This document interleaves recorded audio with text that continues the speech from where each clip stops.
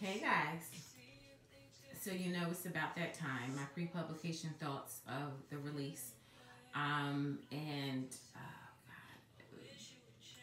at the risk of sounding so melodramatic, I got stuff to do. Today's gonna be a crazy day for me. I have to start getting groomed for behind a pen, and I have so much. I have edits to go through, including my own for Love's Ineligible Receiver. But I'm done with my final read.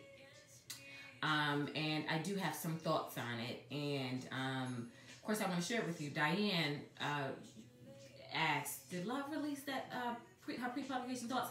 And I'm like, "Oh crap, that's another thing I have to do." But she thinks it's like a must before you read the book, so that you can kind of get some insight and be prepared for what's to come. I think it's cool because I can give you what I'm thinking, and I can kind of give you some type of background. I don't have a lot of time today. You guys know I'm long-winded, but I promise I'm not going to be that today because I really have a lot of stuff to do. So getting this video to you is going to take up a lot of that time, or a chunk of that time. So it's done, and I love it. I really do.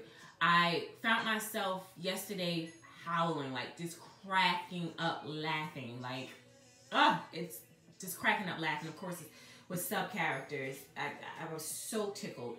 And then yesterday I found myself honestly choking up crying, and I had so many wow moments, and that happened at like the last quarter of the book, like when things start coming around, which to me I'm starting to see as LB fashion. Like I spend the beginning of the work, kind of doing character development and being sloppy because I'm letting you see who these people are, the real them, and not sugarcoating anything, not making them be pretty or anything. And towards the end, when it's time to tighten them up, because that's my role in their lives as a therapist, as their therapist. These are my clients that are coming into my practice, and I'm trying to get them to a place where they can experience that committed, flourishing, long-lasting love, right? So by the time we get to the end of the project, that's when my work comes in, and when they give me their revelations, and because I have a bad memory, I am like so blown away. So there's like a lot of adulting going on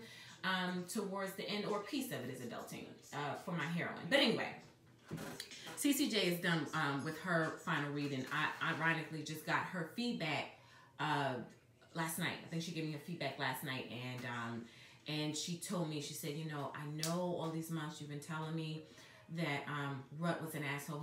She said, but I swear I wasn't prepared for it. She said, oh, he got on my nerves so bad.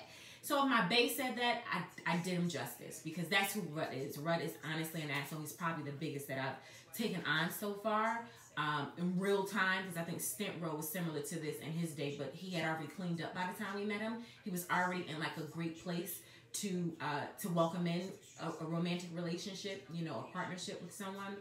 Believe it or not, but from the first time we met him, I know we had a manipulated timeline, but even the first time he met Zoe, like he was more open than he was back in his prime when he was like off the chain. But Rut I met, I feel like either last fall, or was it last fall, or at the top of this year? Because I remember saying to CCJ, babe, I got my hero. I got my next, I got my CK hero. I got my guy, and his I don't know, how developed he was at the time. But one thing I did know, he was an asshole. He's from Trenton, a 24-year-old. I did not want to take on a 24-year-old. I am really sick of taking on these young people. But my works are really character driven. I do not manipulate. I try to manipulate as little as I can. I'm a control freak. I'm an alpha female, so I do manipulate, but as little as I can. I really like and appreciate that I get people who come to me as they are. Like, I don't try to dress them up. I don't try to make them pretty. They are who they are. And there are some people I can't take on, so I don't take on just anyone. But what I do is when they come, I give you them the good, bad, and the ugly. You know what I mean?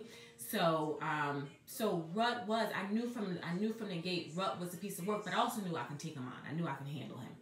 And Rut, to me, is representative of a lot of what I feel young black men are in our culture today. He's 24 years old, and he has no strong reverence for black women. He does not have a strong respect for women, period. But he grew up without a strong nurturing women in his world. You know, he has his mom who he loves, you know, and a mom who adores him. He has a grandmother whom he loves and a grandmother who adores him too, but not strong figures that teaches him, that literally teaches him how to honor and respect a woman and a black woman. And I feel like that is so rampant in our community today.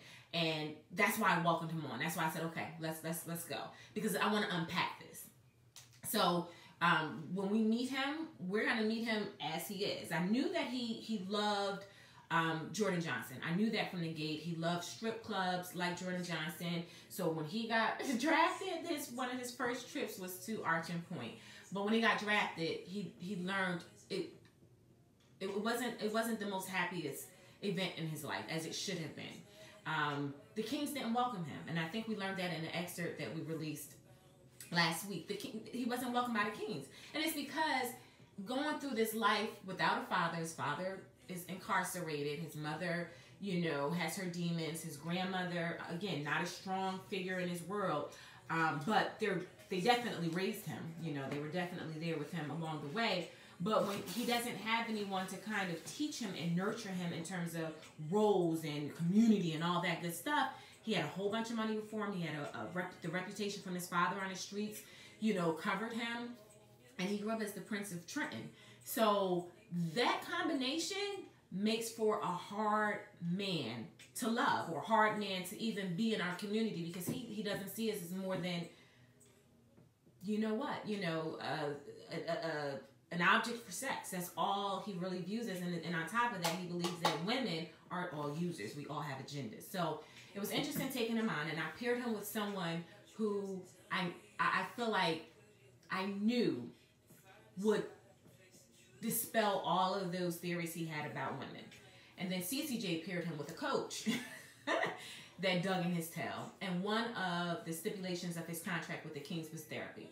So like I shared at Indie Love, you know, he had to undergo therapy, and he hated it. So we are unraveling, you know, all of these years of toxicity that's been built up in this man's mind, his psyche, about women and his role and all this good stuff. So the good thing about Love's Ineligible Receiver is it's a successful standalone, right? It's probably even more successful than my only other standalone, which is Love's Inconvenient Truth. And the reason why I say it's more successful is because Love's Ineligible Receiver is 138,000 words, which is a typical LB novel, right? We know I write these long textbooks, right? Whereas Love's Inconvenient Truth was like 170 words, if I'm not mistaken. And that is just, my publishing partner is still kicking my behind about that, kicking in my back about that. But that couldn't have been broken up into books. That just needed to be one solid book. But anyway, no continuation, truly a standalone. I had a really good time with them. I felt like I knew Rutledge Amer. Like, I felt like I knew him, even in all of his, you know, harsh and toxic ways. I felt like I wanted to nurture him, because that's what was missing in his life. That's what was missing in his rearing. And I felt like Parker, who CCJ believes everyone is going to love, I felt like she was good for him too, because she was able to see, you know, she was able to see past a lot of that brokenness that he came with. And also with her life is hugely mundane, pre-age. She's older than he is. However, he brings a spice to her life that's so very much needed. If it wasn't for some of the decisions that she made to put herself into the situation that we meet her in, if it wasn't for that, Rut probably would have never ever gotten her attention at all, like, you know. But I think they were the perfect pairing. I really enjoyed them. I think I said, you know, yesterday was Tuesday. So Tuesday I found myself with so many, oh my God, wow, oh my God, so many revelations. Monday I found myself howling, like, just like, oh my God. I really enjoyed it. I really, really did. I hope you enjoy it as well. I'm gonna wrap this up now. I want to say this though. I feel like lately, and I've been feeling this way for over a year, I feel like when I write, and I don't do it purposely, I promise you I don't, but I feel like I write for the LB community. which is weird because I never thought that I'd be the type of writer, and I've shared this with you guys before, how these books are connecting, these characters are connecting, and now we have a universe. You know, you guys hear me often say LB universe. Now we have this universe, and people often ask, where do you start? Where do I start with your books? And I say, you got to start from the beginning. And you don't have to, but I would advise you to, because you would appreciate not only just the evolution of my writing, you know, my skill set, but you'll also appreciate the characters, because Asmir is all up in Love's Ineligible Receiver, all up in there. And then we have the other Connecticut Kings community in there. We have a touch of Elle in there. Candace is there, Jackson's little sister. There's some mentions of Raj in there. And Young Lord is in there, some, and it's just, it's the way that these, and it's not deliberate for me. Like, once I'm in the zone and I'm recording these clients of mine, the way that they are connected, it's the most amazing thing. I just thank God for what I do. I thank God for my job. I thank God for my role.